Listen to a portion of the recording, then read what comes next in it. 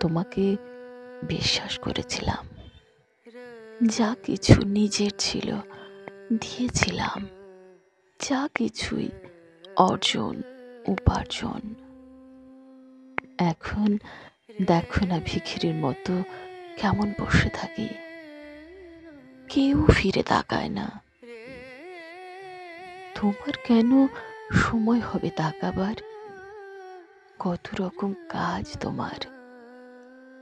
আজকাল তো ব্যস্ততাও বেড়েছে খুব। সেদিন দেখলাম সেই ভালোবাসাগুলো কাকে যেন দিতে খুব ব্যস্ত তুমি, যেগুলো তোমাকে আমি দিয়েছিলাম।